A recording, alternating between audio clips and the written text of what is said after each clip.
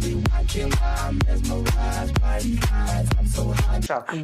say Grace, Ashi, a to near gospel and a Nyamenyum and a two.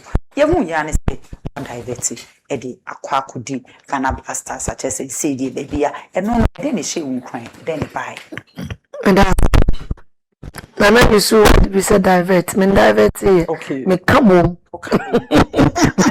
Me the home. Okay. Because gospel no me down home. Okay. What you say? Okay. No no.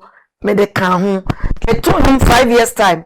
And a blaster echo omo made in World Cup. Okay. Enti my son blaster for 20 years. Okay.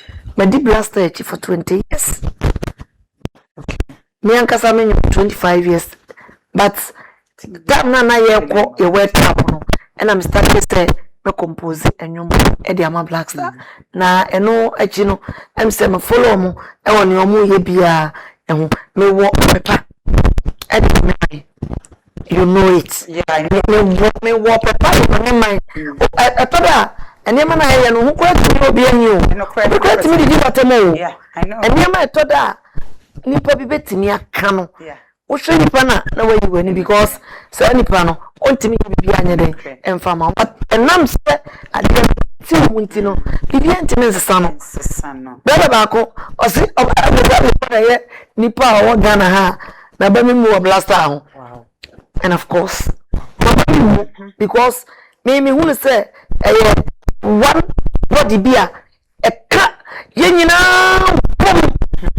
nipa baako Ghana for sports na say national team no the World Cup it is the only ground sir etimi kan kramofo Buddhist Christopher akonfo yenyina bom because konfo e stadium obi Buddhist ko obi e ko obi saa no enyi mo bi eni ayesa wo hwe wo de e na meso mehwe me de yenyina yeni hwe ba bi baako one course and I'm say I didn't come ba oman no and I choose say me follow because individualism be ni ho because sometimes any man be ho me my brother mu say baby individualism wo favoritism mo no me ntimi mfete ho because betimi akoduru ho na ebia wunni nia obefa set ne dofo ntimi nyo obi but sad grounds wey neutral grounds na minim summit ni ayenti na metoswa na nyame so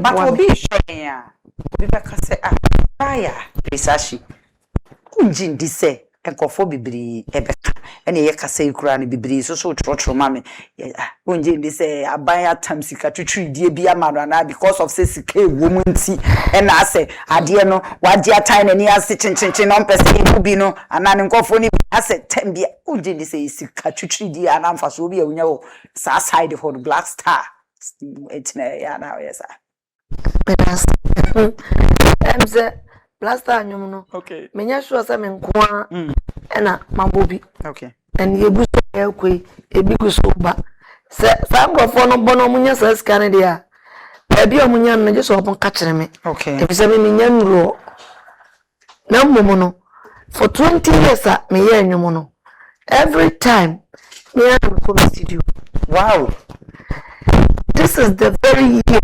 2006 ena nyame ye matoma Mr. Moses Ama ono a Black Star committee or management committee member on a picky me say only dear ti me pese me sponsor na why dey na why nyum e dey ama Black Star enti for 20 years afena me papa ko a wagina wo say on sponsor me my Black Star wow any pan your friend say ho ya sama ya ma esi na e wotakwa no ni ona oh yes it's ono na this year and I say all this year on na so one kasa wow the video me try enyuma me toy on ne tua bibia eye where you Black Star video ya na fa ho kanyina wow enti ade bia ye no ebrewom but continuity you know that we are make up and be say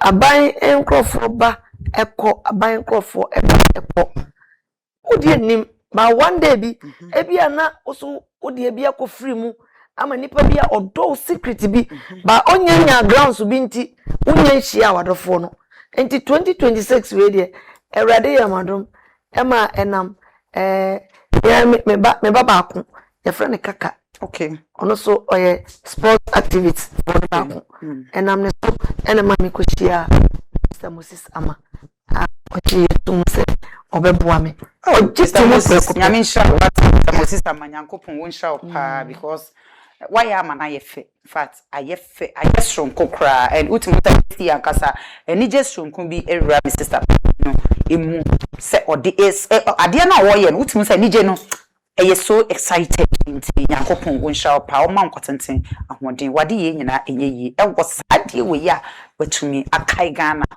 meka se wan kai o kai agree but wakai Ghana nyankopon won nsha opa